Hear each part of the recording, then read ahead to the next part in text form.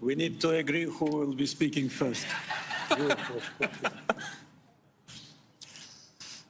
Your Highness, Mr. President of United Arab Emirates, my dear brother, Sheikh Mohammed bin Zayed Al Nahyan, members of the judging committee, ladies and gentlemen. First of all, I'd like to express my gratitude to the judging committee for this award. It's a great honor for me to receive an award which bears the name of the founder of UAE, late Sheikh Zayed, the great leader whose vision and actions transformed UAE into one of the most prosperous and successful countries of the world. My dear brother Sheikh Mohammed continues the policy of his father in development, in progress, in continued modernization.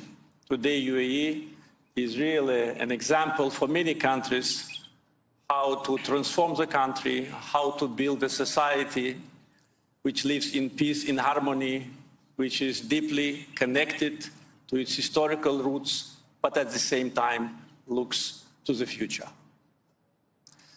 I'd like to express gratitude to His Eminence, Grand Imam of Al-Azhar, Dr. Ahmed Al-Tayeb, and His Holiness Pope Leo for their contribution to the interreligious dialogue and their efforts to bring civilizations close to each other.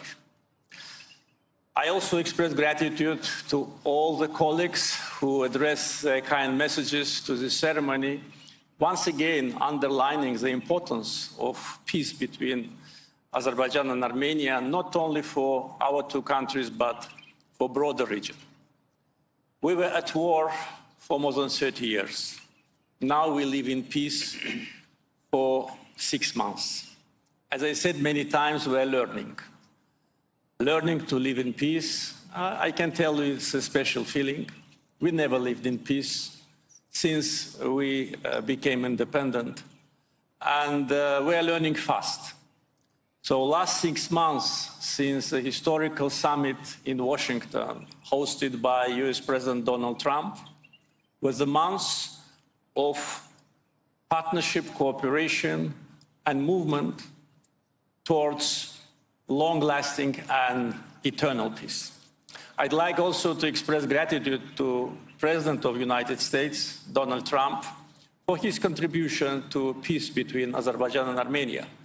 He hosted a trilateral summit on 8 August 2025, which resulted in initialing of peace agreement between Armenia and Azerbaijan and signing the joint declaration, and President Trump also signed it as a witness, thus putting an end to a long-lasting, 3-decade-plus, bloody, deadly conflict. These 6 months, as I said, were very important for development of our relations. We not only lifted the restrictions on cargo transportation through Azerbaijan to Armenia, but also started to export oil products to Armenia. In other words, in these 6 months, we started cooperation. We are now increasing our trade relationship. And this morning I met my Armenian colleague and we discussed how to move forward. And definitely today's award ceremony, an appreciation of our efforts by this distinguished judging committee and all our friends is very encouraging. I think that our example should be learned and taken as a roadmap for those who are still at war.